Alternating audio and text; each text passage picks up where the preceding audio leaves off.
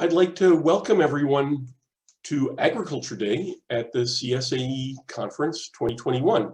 I'm Doug Gollin. I'm one of the academics here at Oxford.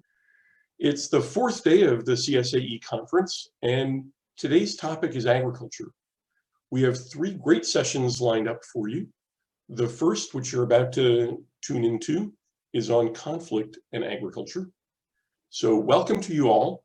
I'm going to turn things over to the chair of this first session, Mattia Bertazzini. So Mattia, over to you. Hi everyone, thank you, Doug. So we're about to start the first session of the day, which, as you can see from the screen, and as Doug said, is conflict and agriculture. So once again, thank you, Doug, for the introduction. Thank you all for joining us today. I'm very excited. I'm very excited to kick off this session. We have four very exciting presentations, and I think we can just hand over to Fadare from the University of Reading. Thank you very much, Chair. My name is Olusegun Fadare. I'm a PhD candidate at the University of Reading. And my supervisors are Dr. Giacomo Zanello and Professor Shito Srinivasan. Let's look at this seemingly complex relationship: conflict, land, and asset, and livestock. And let's look at it through the lens of food security in northern Nigeria for smallholders. And let's also see how smallholders in northern Nigeria, how they are being affected. So in northern Nigeria, I would say it's like the food basket of Nigeria.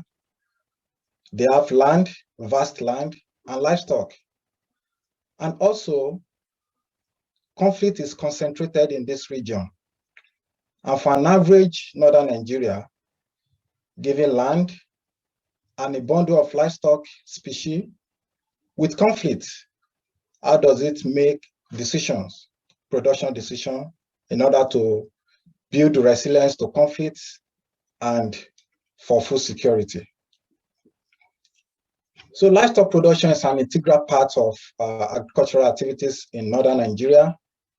It provides daily income through the sales of eggs and milk, and also is being used as animal traction on farm, on crop cultivation, and it's also a source of animal protein to complement diets in average household.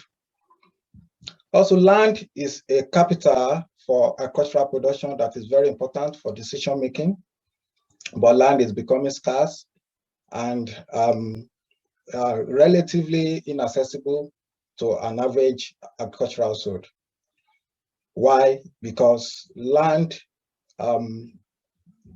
as you know, again, the demand for animal source food is a pull factor for more livestock production, because more income and population is becoming increased. But then conflict presents high risk to increase production and investment. There was an estimation in 2015 about the impact of conflict on agriculture, and that was estimated to be $3.7 billion in 2015 in Nigeria.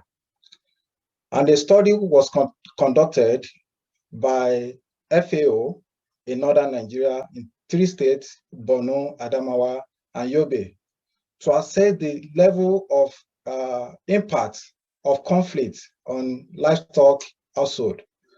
And the result shows that livestock has been significantly reduced, and the impact on livelihood and associated livelihood outcome in that environment. So let's look at this complex, similarly complex situation: conflict, land, and livestock. Livestock production can trigger conflict, and this is true for Africa, and it's also true for large livestock. And this is because of the system of production, which is pastoralism. And of course, the system of production lead to conflicts, and this is what we call resource use conflicts. when farmers and herders compete for limited resources, land and water. Again, conflict can reduce livestock production, as I've explained in previous slides, due to so many factors like emaciated of livestock, cattle rustling during conflict. So all these things reduce and have impact on livestock production. Let's also see another link, which is land use can result in conflict when there's no tenure security. And a study shows that tenure insecurity can give incentive to livestock being raised above land carrying capacity. And this also increase the competition for limited resources and again, conflict. And land, when tenure security is not available, there could be encroachment and of course, conflicts. Conflict can reduce access to land as well, in the sense that land, people can lose their land to conflict, and the fear of conflict may deny people accessing their farmland. Then let's see the link between land and livestock production. Livestock production can improve land use, while when livestock produce manure, and also livestock can be used as animal traction on the farm, which increase crop production. Again, land access incentivizes more livestock production through income growth, and of course, you can expand more decision on production. Without conflict, this should be the norms. This should be the without conflict. This should be the normal pathway of effects, and this was the normal relationship between farmers and herders in those time without conflict. So we have limited evidence exists on the linkages between conflict, land access, and livestock. Few of these studies are Rockmore in Uganda, which found conflicts negatively affect livestock investment portfolio, especially large livestock. Adelaja and George in Nigeria 2019 also shows that Boko Haram attacks significantly reduces agricultural output and productivity, but not land use. So our objective is to examine the relationship between conflict, land access, and agriculture and household livestock production decision. So we use the Living Standard Measurement Study, Integrated Survey on Agriculture, which is collected by the World Bank in collaboration with the National Bureau of Statistics in Nigeria. And this data survey is a panel survey, which is nationally representative. And it started collection from 2010 and it's ongoing, but we use 2010 data from 2010 to 2015. And we use agricultural household subsector of the data, which is about 60% of the entire sample size. We're able to locate conflict location using the armed conflict location and event data sets. We locate the location of the conflict in LSMS data using the time and location of events in this ACLED data with the corresponding time and also location in LSMS data. So we have our key variables, three outcome variables, tropical livestock units, which is one, then livestock, which is TLU, livestock diversification index, LDI, then livestock species ownership. Tropical livestock units involve assigning of score of 1 TLU to 250 kg animal. For example, cattle is assigned 0.7 TLU, while chicken is assigned 0.01 TLU. The livestock diversification index is also, we use it as a share of value of livestock species owned in the total owned by household to calculate this LDI using this Simpson diversity index formula. Then we use livestock species ownership, which is a categorical variable that are mutually exclusive. From 0 to 4. 0 means no livestock ownership. Then 4 is combination of species ownership. And then I will talk more on that in the next slide. Agricultural land as a variable is combination of all total land, pasture land, cultivated and fallow land that household owns. Then our household characteristics, we have labor, extension access, phone access, education access, decision making on income, women having access to land, the rainfall, distance to nearest population center, then the regional domain. Then our conflict exposure, conflict in our variable is household is exposed to conflict if it's located within enumeration area with an experience of violent conflict within the past 1 year. So we also use conflict fatality again, which is the number of deaths, conflict-related deaths in that location. So we use random effectobits, and our Y is the TLU and the DLI. Then our main variable are conflict land, then conflict land interaction. Then we also use fixed effects. Excuse me, Segun. Sorry to interrupt. It's 5 minutes left. 5 minutes left. Okay. Thank you. Yeah, thank you. So let's see our descriptive statistics. We compare the assets, TLU assets, and the livestock assets and land assets in conflict and non-conflict location. And you can see livestock assets in conflict location reduces significantly. Also poultry, small livestock and cattle reduces significantly. Also land reduces significantly in that location. Our sample size is 5753. Let's see our empirical results. So we use average magma effect result of the relationship between conflict land and TLU. The column A, B, small a and b's is TLU for livestock and TLU without cattle, respectively. But we are going to report the conflict land interaction effect, which is our main result. And this shows that the likelihood that household will increase TLU reduced by 0.317 when exposed to conflicts. And this is for all TLU and has no significant effect without cattle. And land also shows the likelihood of the household will increase TLU by 0.02 when exposed, by 0.02 with land. So this is the graph to show the average marginal effect of the interaction term. And you can see they are negative, but with more land, there's a likelihood of increasing TLU, and with more land, there's likelihood of increasing TLU for small orders as well. So we also have the marginal effect for livestock diversification index.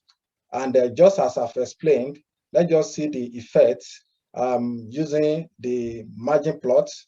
And you can see the average marginal effect of livestock conflict on livestock diversification as land access increases.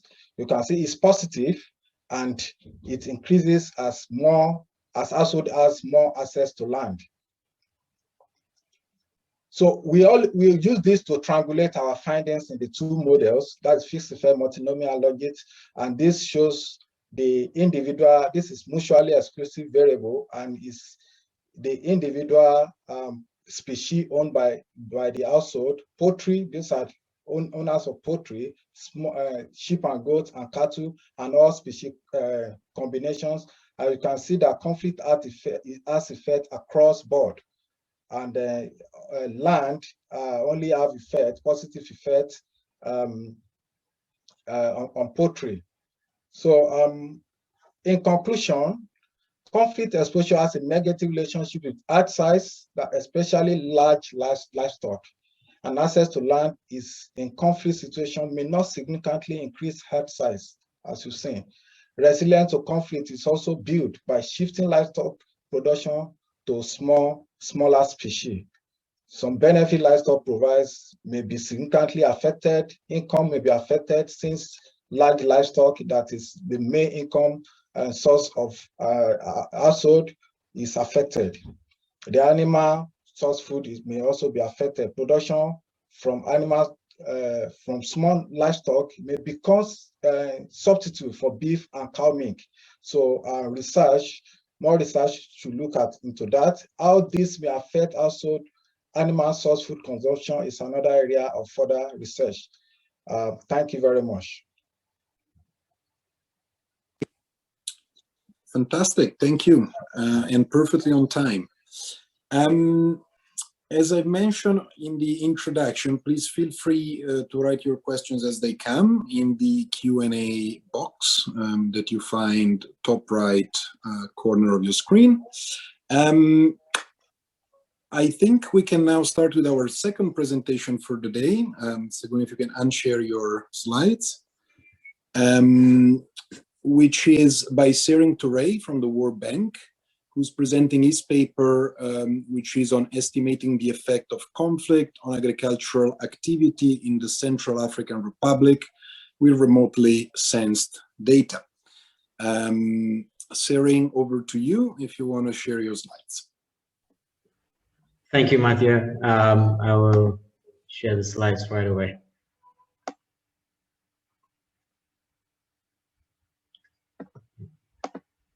There we go. All right. Are you able to see my slides? Yeah, it's not full screen yet, but okay. Expand. Yes, I think we're getting there. Fantastic. You've got 15 minutes. All right. Thank you very much, Matthias, and thanks everyone for joining. It's truly an honor to be able to present this work that is jointly done with my colleagues at the World Bank, Brian Blanskapoor and Roy Katayama. And again, this is still ongoing work. There's a lot of things that we're considering, and we truly look forward to the feedback from this. So by way of introduction, ongoing armed conflict, it's common knowledge that ongoing armed conflict poses a major challenge to economic recovery and development of the Central African Republic. The knowledge about the nature and the size of the effect of conflict across space and sectors is important for the rebuilding process. But however, there's very little empirical evidence on how conflict has affected agricultural activity.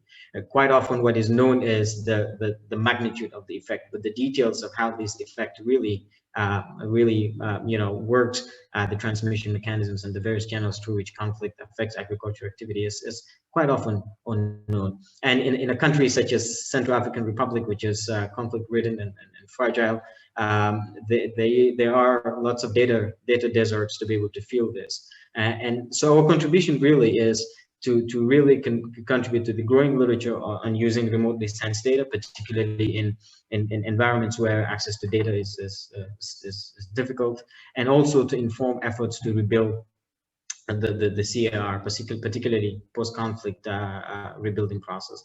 So the paper is part of a wider report that was conceived commissioned by the World Bank's Poverty Global Practice on the geography of development in the CAR. In terms of background, agriculture is an important part of the Central African's economy, the Central CAR's economy. Data from FAO showed that it contributed about 40 to 50% of GDP between 2012 and 2017. It's the source of livelihood for about 75% of the population. It's an important source of forex, and about 2 million hectares of land are arable under permanent crops. 3 million hectares are under permanent pasture. And this is from the FAO. But conflict continues to significantly affect agricultural activity. In 2015, 81% of farmers reported that they had constraints in accessing their fields due to ongoing conflict.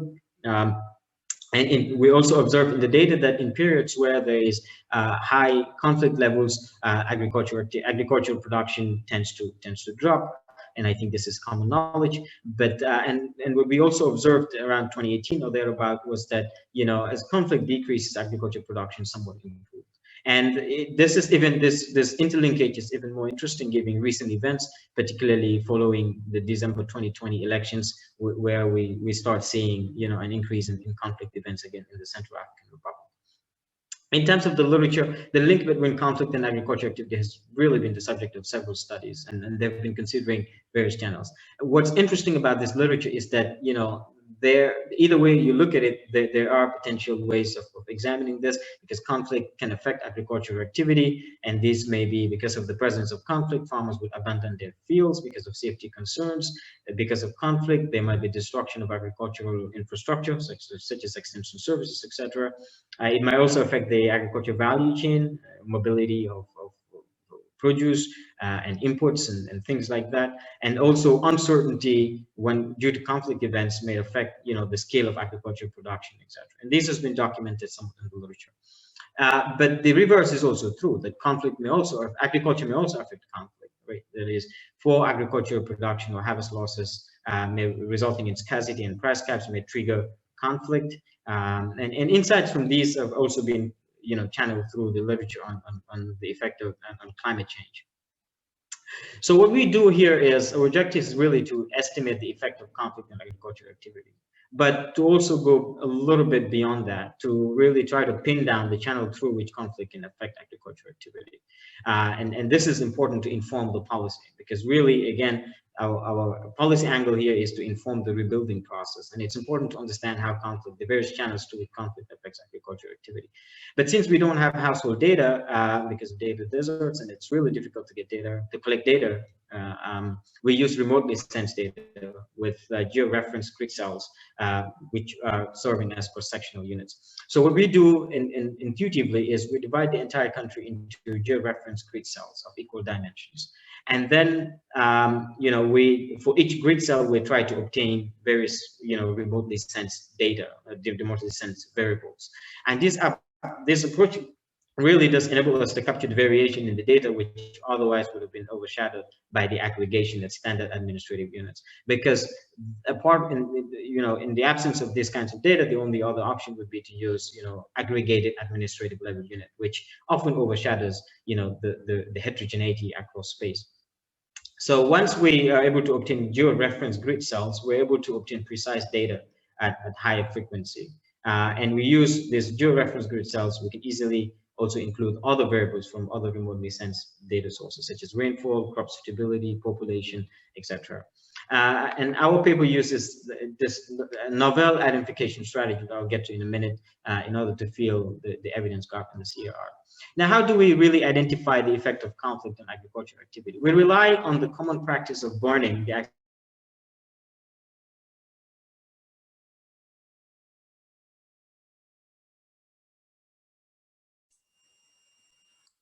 Mattia, I think we may have a disconnect. Yeah, I think so. My suggestion is we just give Sering a moment to rejoin. Yeah, let's give a couple of minutes. Is he still in the call, or has he dropped out?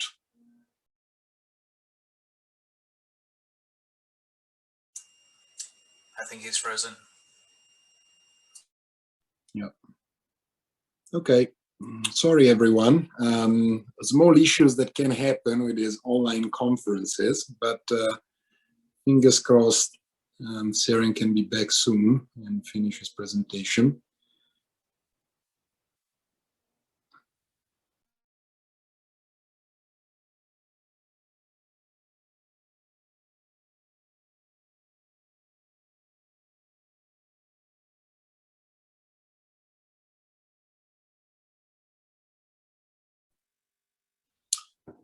So what do you guys think? Should we maybe ask our third presenter to give his presentation now, and then we go back to Sering if he's able to connect later on? Or maybe he's back. I think he's joining again. Hi, Sering. Hi, sorry, I think there was, yes, I think there was a problem with my internet connection or something like that. Apologies for that. Yeah, no worries. If you want to resume, you're very welcome. Yes. It looks like screen sharing has been disabled. My apologies for this. No, no worries. We can't see your slides yet, but maybe they're coming up. Okay. So, Sering, you would have about, I think, 7 minutes left. Okay. See what you can do. Thanks a lot. Okay. All right. Thank you. So, sorry for that interruption. And again, as I was saying, we rely on this unique identification strategy where, farmers burn their the remnants of the previous agricultural season in order to prepare the land for the subsequent agricultural season. So, with remotely sensed data, using data from NASA and burnt area estimate, we're able to identify the presence of fire or its absence thereof. So during the land preparation season, the farmers usually prepare their land for sowing by burning remnants of previous farming season. And we conceptually, we think that conflict may affect agriculture by disrupting the land preparation activities. And as a result, farmers would abandon their fields due to safety concerns. And these may also lower incentives for farmers. The presence of conflict may also lower incentives for farmers, as when they anticipate that future continued disruptions, the continued presence of conflict may disrupt future seasons, such as the sowing and growing and harvesting and marketing of farm produce. And this may ultimately constrain access to, and the presence of conflict may also constrain access to farms. So we also, in addition to using this data and information on fire presence, we also have data on biomass, which is also remotely sensed, obtained from the MODI satellite.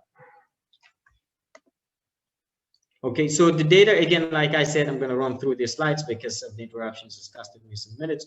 But the data essentially is, remotely sensed. So we combine remotely sensed data from various sources, from ACLID for the conflict component, and on agricultural activity, we combine fire area, again, like I said, obtained from MODIS, and the measure of biomass, which is also another as a substitute for fire presence. And we also use other variables as controls, such as population, which is obtained from wall pop, and rainfall data based on precipitation. And we also have crop suitability index, which is for every grid we try to examine what is the most suitable crop in that area and include that as a control. And we also have data from the agricultural calendar of the Central African Republic from FAO, where we identify the various seasons, which are crop specific. So for every crop, we identify what months are the land preparation stage, what months are the season for sowing and growing, and what months are for harvesting. And these are basically just the summary stats, which I'm just going to run through. Again, they just descriptively provide what data we have. And again, we have 257 cells, which are grids, and we have monthly data from February 2000 to June 2018. And part of the future work would be to expand this, particularly given the recent increase in conflict events to beyond 2018. Just a peek at what we have in terms of the data. What we observe is, around 2014, 2015 in the CAR, there's been a spike in conflict events. And what we see is when you look at agricultural production, it seems to decline around that time. So they're clearly establishing a link between conflict and agricultural activity. But then when you look at also agricultural production, the presence of conflict and fire presence, and also the presence of fire and agricultural activity, you can clearly see some relationship there. High conflict around 2014, 2015. During that period, we also see somewhat decline in fire presence in the burnt area. So, probably due to the abandoning of fields by farmers, and also because of the decline during that same period where we had decline in burnt area, we also observed somewhat a decline in agricultural production. So establishing somewhat, correlate in terms of correlations, that there exist some correlations between conflict and fire presence and agricultural activity. Now, what we do is we combine, because we have, monthly data, so we use a fixed effect estimator to really examine the effect of conflict on agricultural activity. And this is the model that we try to estimate using the data. And the results, which I'll just run through. So we use, again, like I said, we use both fire presence and GPP as a measure, GPP, which is the measure of biomass to measure agricultural activity. And having both measures really allow us to back out the channel fluid conflicts affect agricultural activity. So using fire presence, we're able to highlight the extent to which conflict affects agricultural activity during the land preparation stage. And when we look at measures of biomass, where, which is often related to measures of greenness of the land, we're able to also examine the effect of conflict on post-land preparation activity, because clearly there's a link between land preparation and the greenness of the land. Right, so we use different lag periods for the presence of conflict. We use 6 months prior to a particular season, 9 months, and 12 months. And again, we use two definitions of conflict. We use a binary indicator for the presence or absence of conflict, and a count of the number of conflict events in a given month to really capture the intensity of conflict. And future work would consider the role of spatial lags, using a lower, currently we're using 500 meter pixel, using a lower level, and also update the data to 2021. And so the results, when we use fire presence, we observe that overall fire presence is higher during land preparation, which is in line with our identification strategy. And what we also observe is the presence of conflict associated with a significant reduction in fire presence during the land preparation period. And what we also observe, more interestingly, is that more recent conflict has even higher, larger effect on the presence of fire. And I'll just show that in a table here. So the first, the seasons here show you the different fire. So this is the specification using fire presence. What we see is that land preparation generally has higher fire presence than the other seasons. But when we interact conflict with the various seasons, what we observe is the presence of conflict. So this is using a 6-month lag for the presence of conflict. This is using, the second specification is using a 9-month lag, and this third specification is using a 12-month lag. And what we see is more recent conflict, the effect of more recent conflict generally is higher. There is a substantial decline in the presence of fire, which can be linked to, the preparation of the land for agricultural activity. Now, when we use GPP, the results are somewhat consistent, but again, something very interesting comes out, that when you look at, a measure of biomass, or the measure of greenness, what you observe is, longer conflict events. When we use longer lag periods, the effect is actually more statistically significant. And this can be related also to what we find with the fire presence, because typically the land preparation season starts before the showing and the green and the showing and the growing season.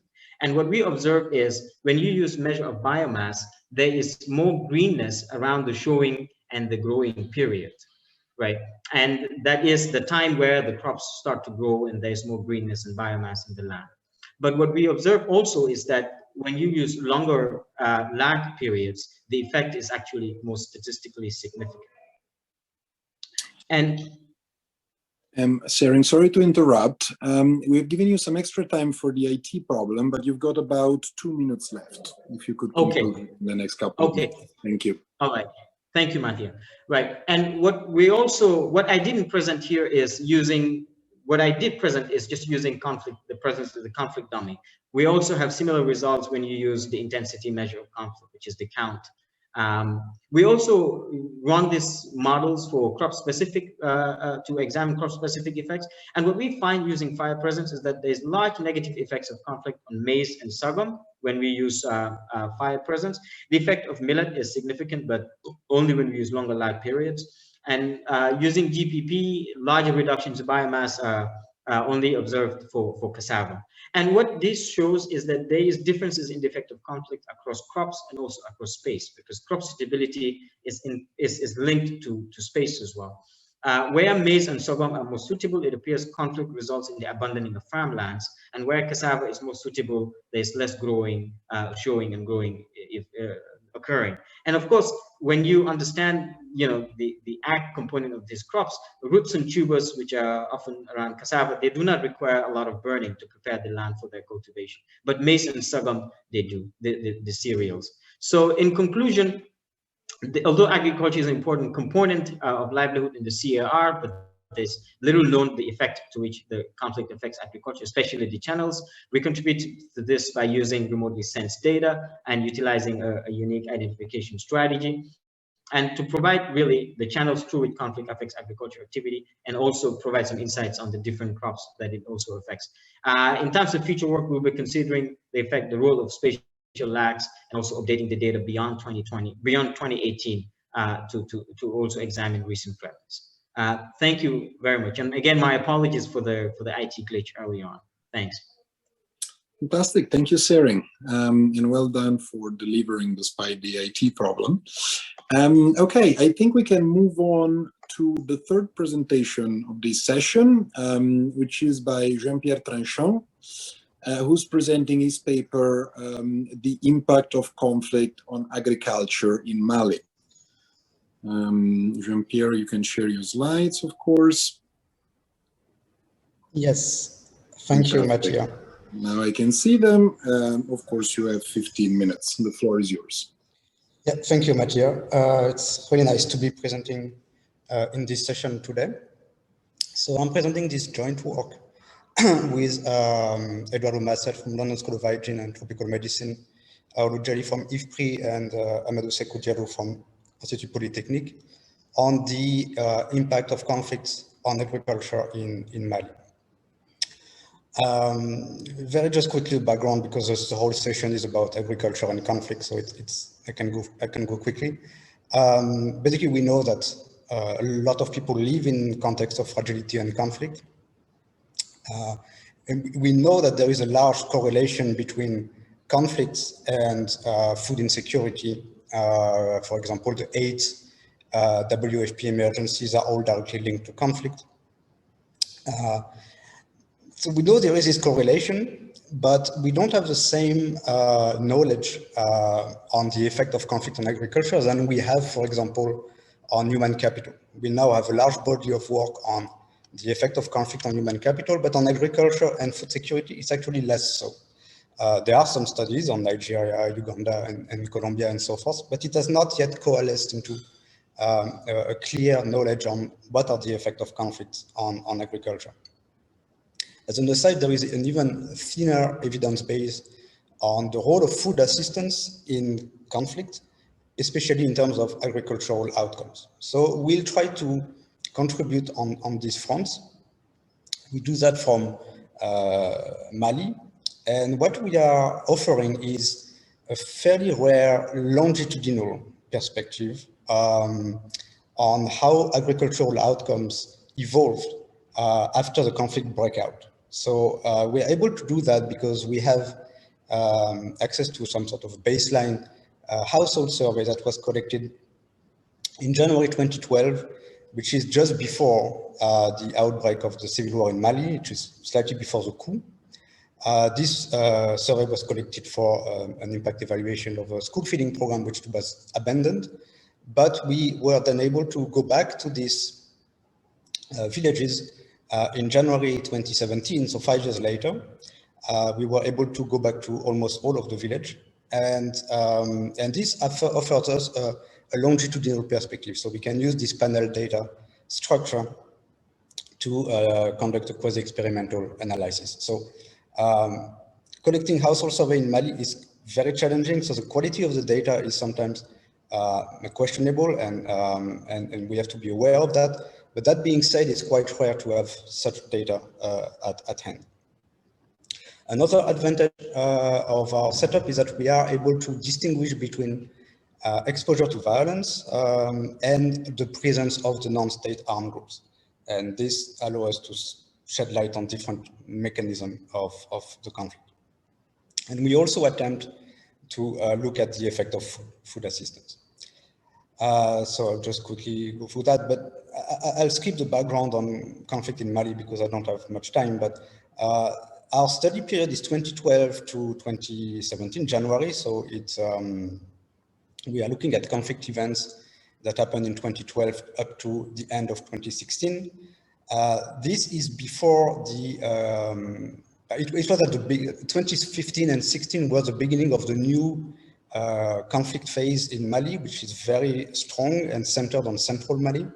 But even on these 2012, 2016 periods, you can see the red dots are the conflict location. And there were already quite a lot of those conflict locations. The blue points are villages. Since this period, the conflict has even increased in scope and in intensity. In terms of theoretical background, clearly we know that conflict can affect agriculture in multiple ways. In the Malian context, and based on previous studies, based on our own qualitative work, we assume the main mechanism would be the disruption of the market, the difficulty to access the market, and also the loss of assets. And that include potential land abandonment. For example, displacement in this MOPTI context was not a factor. So there are a number of other factors that we think are not particularly strong in this case. So when it comes to food assistance, why would food assistance shape agricultural outcomes? Well, there are a lot of theoretical work on that, but it could help consumers by stabilizing the prices, but it could hurt the producers. It could discourage basically food production. This has been seen in some context. But on the production side, it might help farmers to smoothen the conflict shock. So there are quite a lot of ambiguity as to what would be the effect of a receipt of food aid in the context of conflict. So the data and method, as I said, we are using a panel data, 2 surveys conducted 5 years apart. Our attrition rate was fairly low at 9%, but we lost a few villages that we are not able to resurvey. We have close to 1,500 households, and of course we asked more or less the same question at baseline and at follow-up. So that allows us to try to estimate the impact of conflict and food assistance using difference in difference framework. Obviously, the conflict location is not randomly allocated. The conflict is not randomly allocated within MOPTI. So we try to reduce bias, selection bias, by using a propensity score matching approach. So we are basically using the baseline, the first wave, which was before the conflict, to predict which village would be affected by the conflict, and then we use this estimation to compute inverse probability weights. What explains conflict in this location is primarily the proportion of Fulani or Peul population, which is linked to pastoralism, and the higher value of agricultural production at baseline.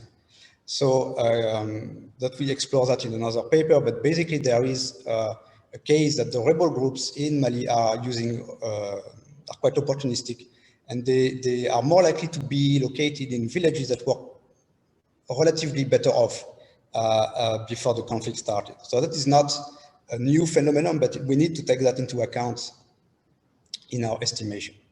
So we do this matched DID approach. How do we characterize conflict? We are using 3 different measures.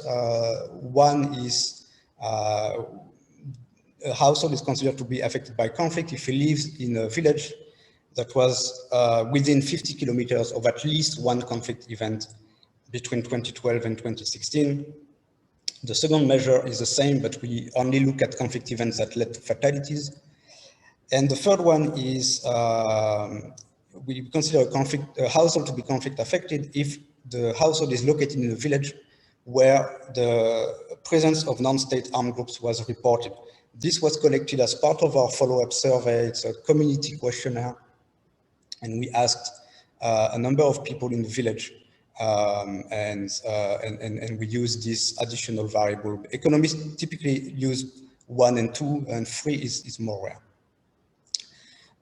So out of our 60, so some villages were not able to collect data on the presence of armed groups, but out of 64 villages, 11 had some presence of armed groups in this 2012-2016 period.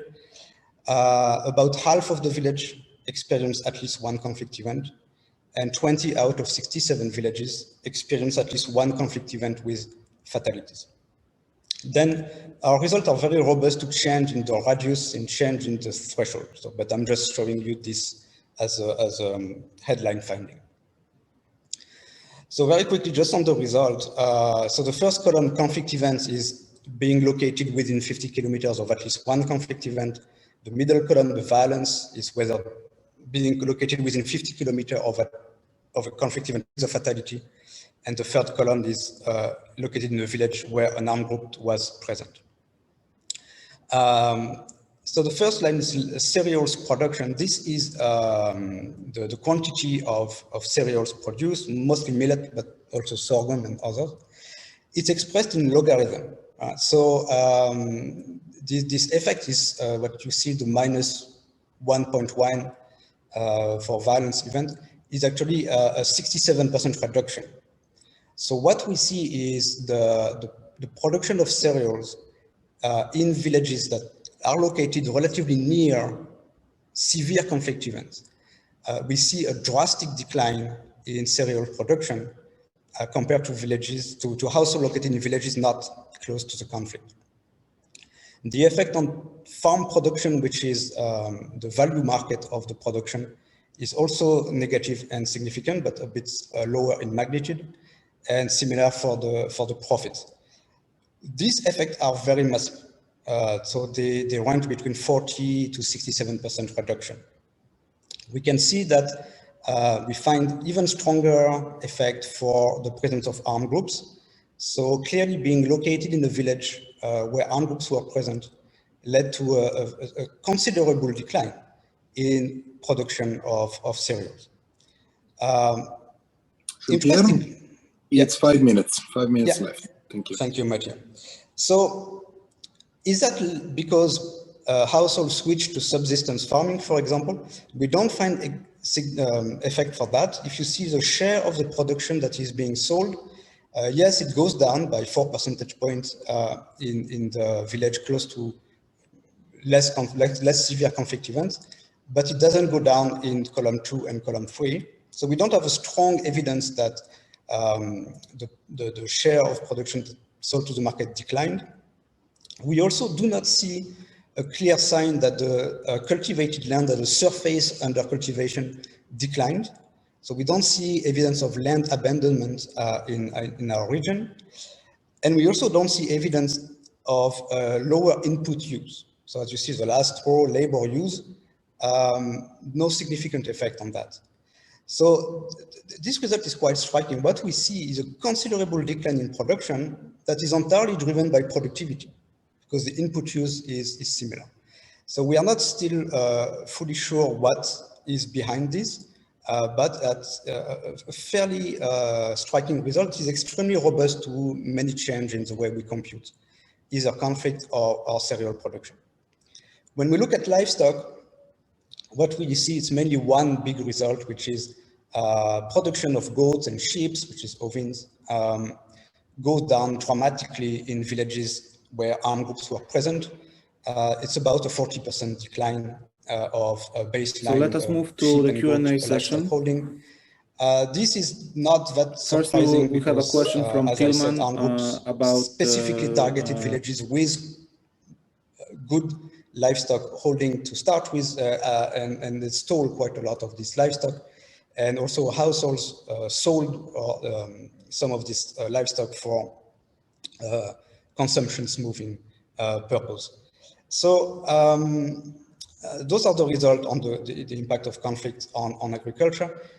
When we try to look at the impact of the general food distribution, just very, very quickly using the same framework, we basically see, just look at the last column on armed groups, we see that households that received food assistance we see a decline in the production of cereals. So that possibly point to a substitution effect where the food is substituting for production. But we see a very large increase in the goats and sheep holding, 4.5 at the bottom. And we also see a higher use of labor. So, but the main result here is clearly that the receipt of food distribution seem to have really helped with consumption smoothing. It really helped households to keep their livestock, but with potential adverse effect on cereal production and quite uncertain effect on the use of labor. So just very quickly, some points to conclude. We see that conflict had a very profound, very strong negative effect on agricultural production and on livestock holding, with a possibly even more harmful effect of the presence of armed groups than simply the exposure to violence. We found a very strong destocking of animals in areas under the rebel control. And we don't really know the proportion of that, what is due to asset theft and what is due to sale for consumption smoothing. We also see that food assistance seem to be useful for livestock holding, as I just said. Now, there are quite a number of limitations and things that we want to carry out in the future. Of course, the categorization of conflict maybe could be improved. Of course, the identification strategy is far from perfect. We are susceptible to time shocks that might differentially impact villages with and without conflict. We are trying to protect ourselves against that by adding quite a lot of information on like weather and climate shocks and so forth, but clearly there is a limitation here. And some of the mechanisms behind our findings remain a bit puzzling. So why such a large drop in production despite similar amount of input use is fairly striking. So we are working on that. We have a sister paper looking at food security, which sort of triangulate this finding, because we also find conflict to have a very strong and detrimental impact on household food security. So clearly, despite the quality of the data, which is sometimes a bit worrisome, we are quite confident that we are picking something real, but we are open to your suggestion as to what could be driving this. So I will stop here. Thank you, Mattia. Okay, thank you, Jean-Pierre. Thank you very much for your presentation. Fantastic. You can share your slides. We have quite a few questions in the chat right now. Keep asking those questions. We will get back to you at the end of the next and last presentation for this session, which is by Julien Dyer from the University of Exeter, who's presenting his paper, The Fruits and Vegetables of Crime Protection from Theft and Agricultural Development. Julien, you can share your slides if you want, and you've got the usual 15 minutes. Perfect. Yeah. Thank you. Thank you very much. Thank you. It's a pleasure to be part of this exciting panel. So today I'm talking about a slightly different form of conflict, and this is something I came across a little bit by accident while working on another project with smallholder farmers in Kenya. And while chatting with them about different types of crops that they might like to grow or grow more of and why they don't, some farmers raised the concern that if there were certain types of crops that they wanted to grow, there would be no point because people would just come and steal them before they had a chance to harvest it. And in chatting further with these farmers about this type of challenge, they actually told me that recently in their area, they had caught a thief and tried to deal with him by community justice before a chief stepped in and sort of saved the thief. And at first I thought they were sort of telling me tall tales, but then I actually found a news article that referenced exactly this incident where this thief was saved from being set on fire by the local chief. So it seems like this type of insecurity is fairly prevalent and taken seriously. So I wanted to understand a bit more how this type of insecurity which we think more of in terms of weak rule of law, I wanted to understand a bit more how this constrains agricultural development. So we know that property rights are crucial for economic development. We know this in spades for agriculture, showing that good land tenure is important for economic development. But in addition, we should also think about how the actual security of property and vulnerability to theft influences development. So there's some other recent work showing that shopkeepers reduce the amount of stock they keep in their stores to reduce their vulnerability. And so this type of indirect cost of vulnerability could also be quite substantial in an agricultural context. From other work looking at insecure tenure, we know that farmers sometimes allocate their labor inefficiently in order to use their time and their presence to guard plots that have weak tenure. And we might see the same thing here if farmers are using their own labor to guard certain crops that are seen to be more vulnerable and hence spending less time on other crops. And in addition, if this type of insecurity is perceived to be related to whether the farmer is on their farm or off farm, this might discourage certain types of off-farm economic activity. In addition, the general consensus among farmers is that it's the more high-value, sort of different crops that are different to what everyone else is growing that are more likely to be targeted by theft. So this type of insecurity might actually just suppress sort of more high-value, market-oriented agriculture entirely. So again, getting causal estimates of the impact of insecurity against crime is quite difficult, just because, again, most of these costs of insecurity will be hidden through altered production decisions. And in rural areas, there often isn't this sort of type of institution that provides this service where you can exploit variation in their presence. So what I did is I ran a field experiment to answer this question and understand how this type of insecurity impacts agriculture. So working with my survey team, I ran a field experiment where we collected detailed production decision and agricultural output data from smallholding Kenyan farmers, about 580 farmers across 72 villages who were primarily practicing subsistence agriculture. I implemented an intervention to reduce their perceived insecurity of their farms against theft by matching them with watchmen at a heavily subsidized rate to guard their farms during one agricultural season. And what this allows me to do is estimate the impact of improved security on agriculture and allows me to identify the costs that come from this sort of context of pervasive insecurity of farms. So just to go through my results briefly, what I show is that improving the security of farms has direct economic benefits by relaxing some of the constraints on their production decisions. And that secondly, this leads to improved farm output, most likely through the mechanism I mentioned earlier of guard labor and farmers being able to reallocate their effort. I then look at the sort of broader impacts of this type of intervention and show that within village, there appear to be some positive local security spillovers, and I find no evidence of broader negative spillovers from treatment villages to control.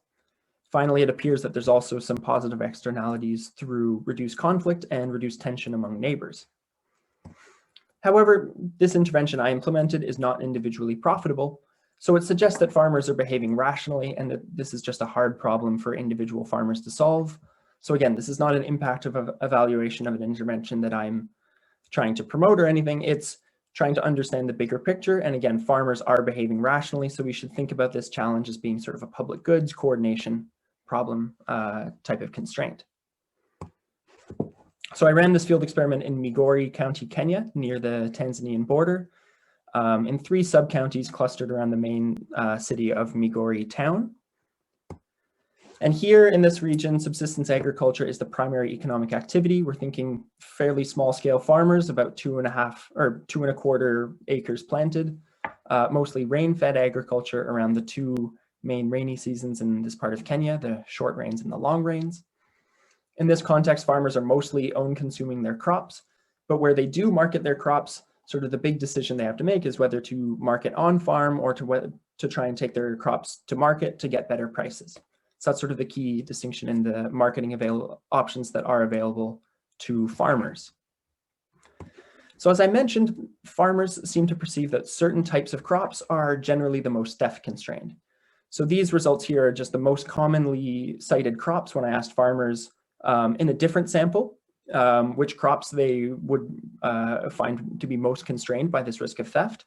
Again, this is survey data from a different sample. I didn't want to prime the farmers in my sample too much, but it seems like these types of crops that people are thinking of are mostly vulnerable to sort of small scale, petty, local opportunistic theft, where we're thinking about horticultural crops that are owned, consumed, easily picked, and relatively high value.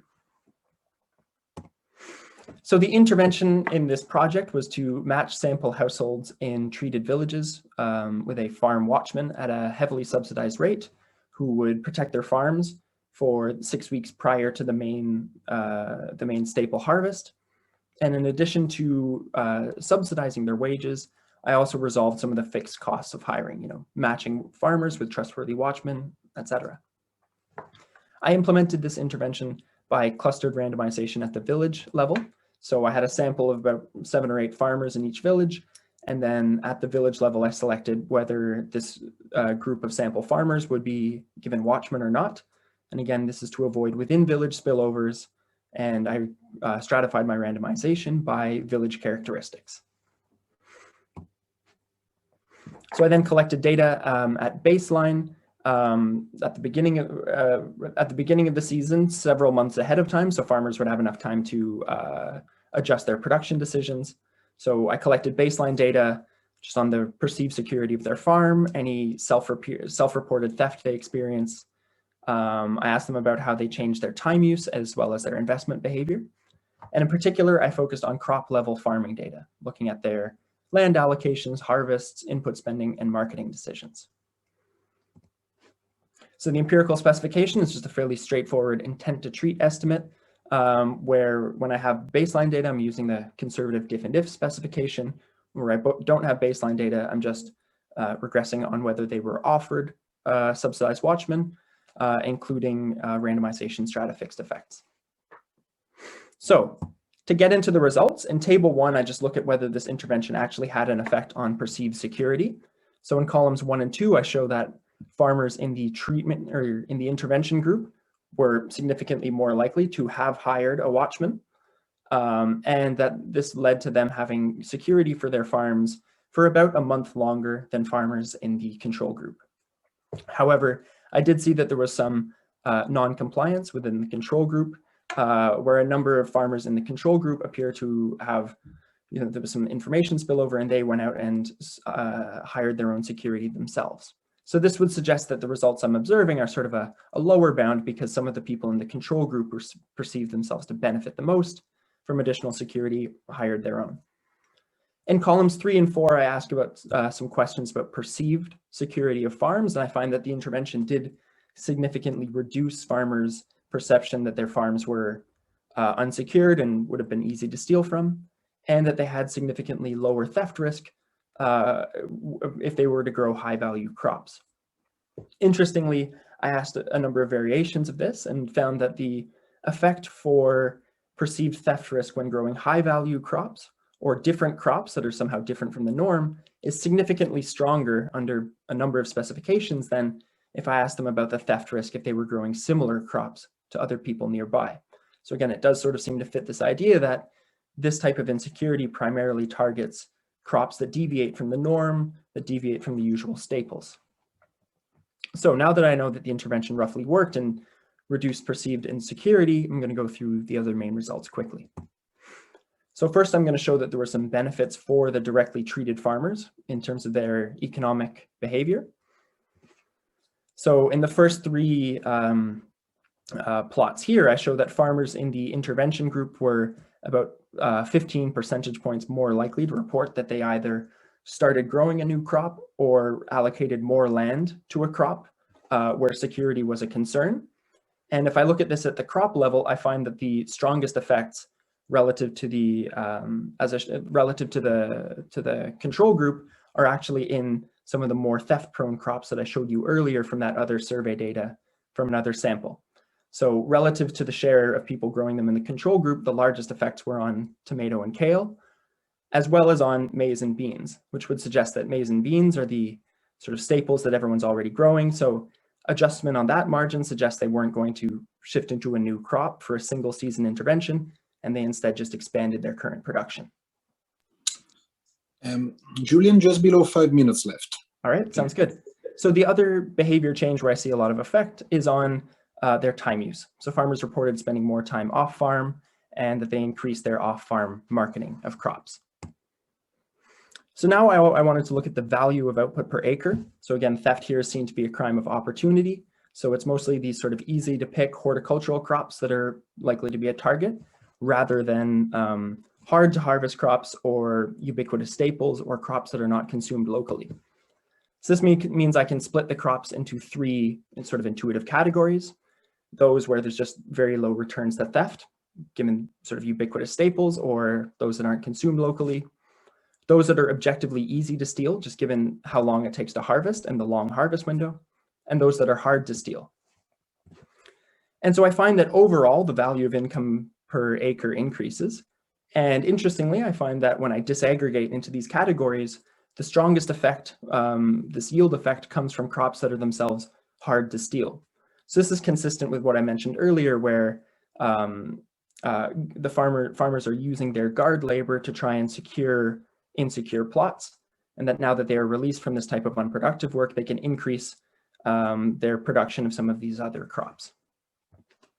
So just briefly, I go through some of the broader benefits.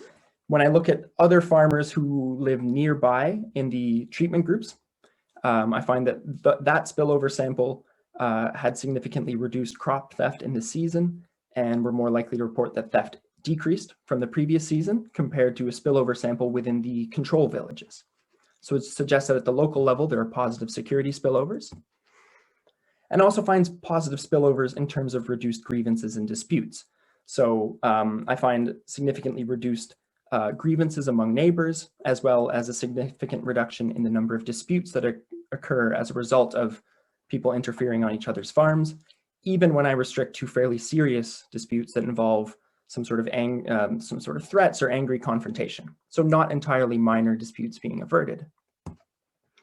Finally, just with a simple back of the envelope, I show that this is not individually profitable, which again suggests that farmers are behaving rationally, and this is not an easy problem to solve individually. So we should be thinking about this as a collective just action. Maybe to get us started, Eva Maria, a question for... So again, appears to have economic benefits for directly treated farmers with broadly positive spillovers, and no evidence that I can observe, given my sample, of negative spillover across villages. But again, this doesn't appear to be individually profitable. So this is something where I'm thinking about future work to try and think about whether this scales profitably to a non-individual, more sort of a group level intervention. And then if so, it'd be interesting to understand why this sort of collective institution doesn't emerge endogenously. As I mentioned, this was just a single season intervention, and there are lots of things, lots of agricultural investments that would only pay off in the long term. So it would be nice to try something a bit more sustainable to see what the long-term impacts are. And as I mentioned, theft risk seems to be closely related to what other people are growing. So this could be a situation of multiple equilibria, where once enough farmers have shifted to more high value production, that then the individual risk to any one farmer is reduced so that it's not a binding constraint. So these are all things I'm thinking about for future work. So comments, and I'm very open to comments. And even if anyone wants to collaborate on any of this, I'd love to hear your thoughts. So I'll wrap it up there. Thank you very much. Fantastic. Thank you, Julien. Also perfectly on time. Okay, this is the last presentation for this session. We have a lot of very interesting questions coming up. So I will ask everybody to keep the questions short and the answers effective. We have a first question for our first presenter from Martin Tebeo-Jong, University of Bonn. Martin, you can ask your question, if you're on mute. Yeah, so thank you very much. Yeah, so I thank the whole session. I think it's well organized, and I'll just go straight away to the question. The first thing is, I mean, I miss a lot on the outcomes of Olusegun, where he was talking about these various livestock measures. I miss a lot how this index was gotten, but it already got to me that he used this Simpson index. But also, I was just wondering about the mechanisms of change, like what is causing all these very big impacts that he was observing. And this is the same question I also have about the study in Mali, taking into consideration that most of the outcomes were kind of logarithmist, but at the end, most of the impacts were still very big. So what are the driving panels behind these very large results? Is it that conflict is just very important, or there is another part of the story we are missing so far? Thank you. Okay. Can I go ahead? Go ahead. Thank you for your question. And of course, you've gotten how the livestock diversification was computed. And for the mechanism, yes, conflict is relating with other economic outcome is a little bit complex. So we just use relationship, association, correlation, and controlling for key variable, key covariates like rainfall, like distance to population center, and extension access, and labor use, both hired and also labor use. So yes, it's just association, and we did a interaction effect with land and conflicts, and as you can see, they interact well. Yeah, thank you. Fantastic, thank you very much. So there was a first question for Sering, which I think was answered in the chat by Tillman. So I would move on to a second question for Sering, from another member of the audience who asks, linking to Segun's work, were they able to look at any effects on animal agriculture? My understanding is that the conflict has led to lots of cattle theft, making it difficult or impossible for people to practice animal traction. Related to that, animal traction is a substitute for burning in land preparation. Do they see any relationship between burning for land preparation and animal traction? Sorry. Thank you very much. Yes, indeed, this is something that has also come up in the literature, and I think it's similar to another angle that has also been considered in the literature, which is looking at footpaths. Because we don't have, again, because of the extent of the desert in the Central African Republic and in similar countries, it's really hard to get all the variables that you need to consider to really examine the extent to which conflict affects various forms of agricultural activity. So what we resort to is remotely sensed data, and of course there are limitations to the extent of information and data variables that you can obtain through this mechanism. But one thing that we're considering is to look at the extent of footpaths, and what we see is, what we're thinking, the thought process is that in areas where there's abandoning of the farm plots, the farmland and the grazing areas and things like that, you would observe over time that footpaths that were existing prior would somewhat now grasses or crops would have grown over those footpaths, and they become overshadowed by this. So this is one of the consideration that we're thinking. And I think when you look at also the presence of livestock around a particular area, this is something that you would expect, that livestock would typically pass through certain routes in order to go to their grazing areas and things like that. And when you observe, when you're able to demarcate these areas, these routes, when you're able to identify these routes through remotely sensed data, their absence over time, or their presence or absence over time, can someone also be linked to the presence of human activity, the presence of livestock, and how that may be affected by conflict. So that also it's something that we're considering. Thank you again for the question.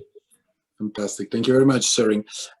We have a question now for Jean-Pierre Tranchant from Victoire Girard.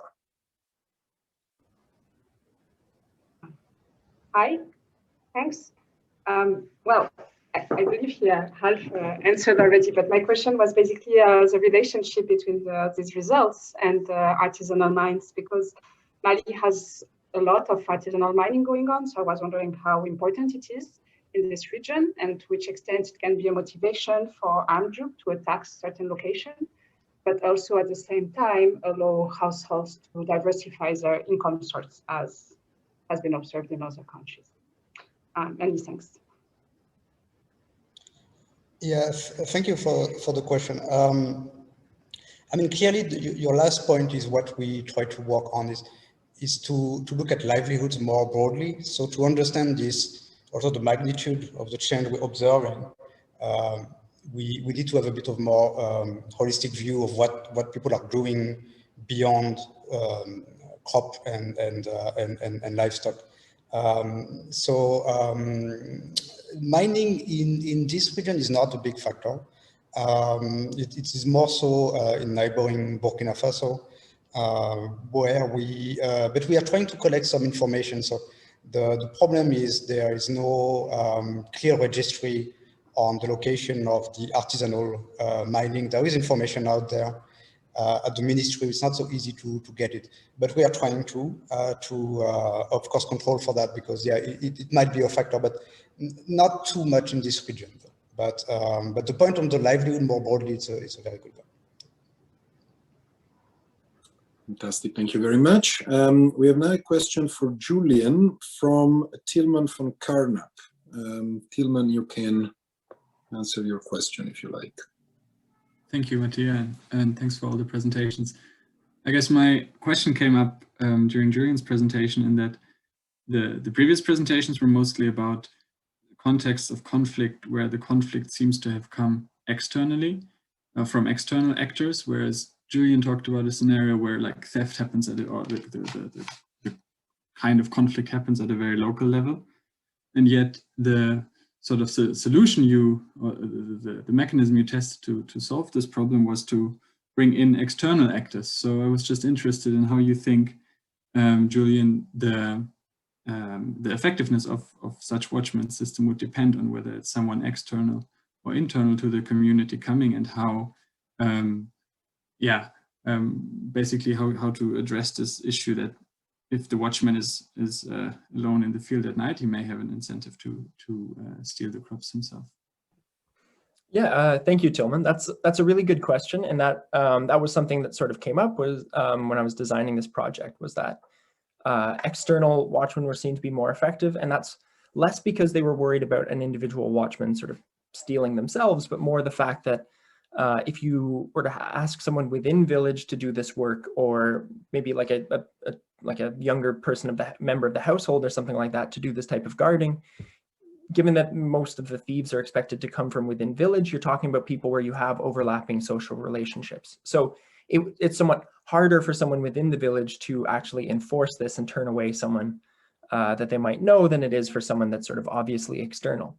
So that was part of how I resolved this. Was for this project, I hired watchmen from a particular ethnic group that's seen, from the Messiah ethnic group, who are seen to be, quite effective, trustworthy, security, all of this. But in some of the sort of, again, just hypothetical willingness to pay experiments I did afterwards, farmers seem to also put a premium, not just on this particular ethnic group that has a good reputation, but just on anyone outside the village. So I think it would be interesting to see if this is possible to scale it up with something, does the potential watchman need to be outside the village, or do they need to be much further away? Something like that. But it suggests that why this is a hard problem to solve locally, where the potential thieves are very similar to the farmers themselves, because they're other farmers. This isn't a context where you have the haves and the have-nots, so it's quite easy to organize against potential thieves. So yeah, that's a really important angle of this that you brought up. So thank you. Thank you. Yeah, thank you both. We have another question for Segun from our own Doug Gollin, if Doug wants to ask. Sure. So Segun, really interesting presentation. I enjoyed it a lot. My question was whether your analysis is focusing primarily on sedentary farmers, or whether to some extent you're also picking up any people who are partly sedentary and partly engaged in agropastoralism. And I'm thinking in particular that the changes in species would be, you can't imagine a shift altogether into smaller species for some of the herders. So I wonder if you just talk a little bit on who's in your sample and how that affects the results. Okay, thank you very much for that question. So the samples are mainly agricultural household collected by the LSMS data, Living Standard Measurement Survey, And agricultural household typically, like 80 to 90% of them will normally have livestock, like chicken, sheep and goats, and some cattle. So this is not necessarily pastoral household, because pastoral household, as you know, they are mostly mobile. So we have agricultural household, and they are mostly smallholders with less than 2.5 hectares of land.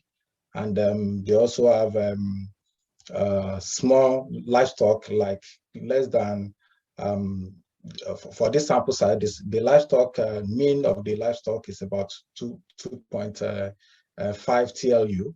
So you can see this geography, this demographic of agricultural household, not pastoral household. Yeah. Thank you. Fantastic. Thank you very much, Segun. Next question for Søring is from Lisa Martin from CSAE, Oxford University. Hi. Yes.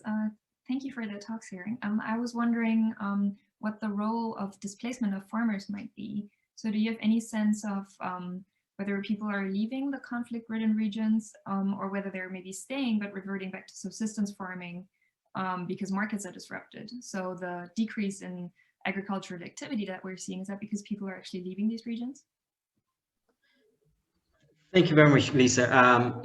We do not explicitly look in depth into that, but one of the variables that we considered in the model is because we have, like the cross-sectional units are actually grid cells, and there are potential for certain grids to be in CAR and the other share of the grid being in the neighboring country. So what we do control for is, for every grid, we use population estimates from WorldPop, and we construct the share of the population that is within the CAR area. So that somewhat, allows us to control for, and we do this monthly. So for every month, we have an estimate of the share of the population that is within the CAR. So that allows us to control for the potential possibility of displacement.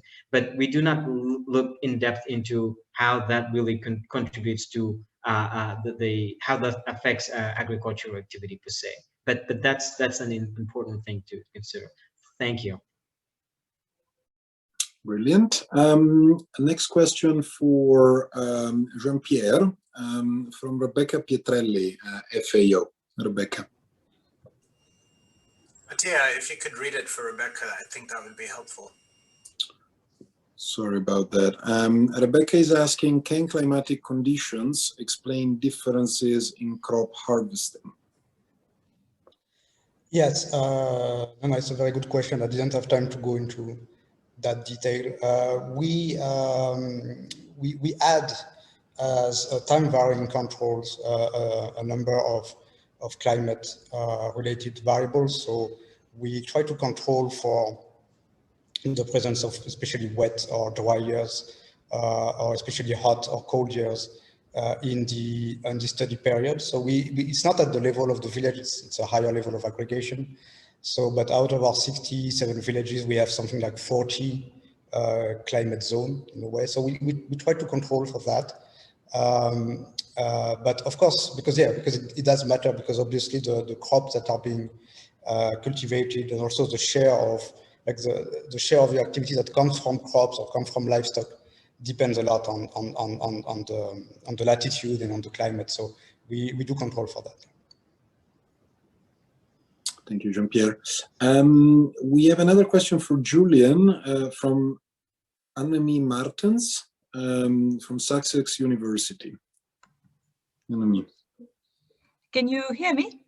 Yeah, very well. Yeah. Okay, lovely. Okay, thank you for this wonderful session. I actually greatly enjoyed it. My question for Julien relates to the previous question as to, I'm kind of trying to link this with some of the more behavioral theory as to why we kind of steal and cheat. So kind of, do we have a good sense as to who exactly is taking the harvest? How much is it? Is like everybody who's passing by, like taking one tomato, or are they kind of taking entire buckets and selling them by themselves? Like, what does this stealing look like? And is it just harvest related, or is it also related to assets? Can somebody pass by and you know, run off with your tractor? Kind of just a little bit more context, perhaps. Right. Thank you. So again, I don't have, in terms of actually observing and knowing for a fact who's doing the stealing, that is hard to observe. But the sense of, at least qualitatively among farmers, is that they perceive this to be other people within the village. So again, it's quite local. We're thinking you should think about this more as sort of petty, small scale kind of theft, rather than sort of someone coming in with a truck and clearing out half of your farm. It is much more sort of local, small scale, sort of death by a thousand cuts, rather than someone stealing a whole your entire field at once. So it is, I guess if you're thinking about this, this is very much sort of an opportunistic sort of theft, almost of temptation within the village. And whether this extends to assets, I think it would either be that someone might think they can get away with stealing a few crops, whereas stealing an actual asset like a tractor or plow or something like that, for something at that scale, it would actually be worth, you know, incurring the social cost and, you know, sort of dealing with that problem. And it would also be a bit easier to figure out who had taken that. Again, given that we're thinking quite locally. And the other thing could just be that assets are a bit less vulnerable. Like someone wouldn't leave their tractor in the field, you know, with the keys in, that would be easily stolen. And so small assets would generally be easier to protect, which could be another side of this. But that's a good point. And I think the fact that it is this sort of small scale thing where farmers think it would be someone in the village, where they really wouldn't have a good idea of identifying who did the thief or who did the thieving, explains why it's sort of hard to punish. So thank you. Thank you so much. Thank you. Okay, fantastic. We would have more questions, but I'm afraid time is up. So I will have to close the session here. We will send the remaining questions to the speakers so that you can see them and get in touch with the person, or the person can get in touch if necessary. I just wanted to thank all our speakers for this fantastic session. Really well done. The audience, of course, for these fantastic questions and comments. And our CSAE team for making my life so much easier. So thank you all for this. We will see you, hopefully we will see you at next session this afternoon, which is on infrastructure and agriculture, starting at 2 p.m. So hopefully we will see many of you there. Thank you all, and see you around. Bye-bye.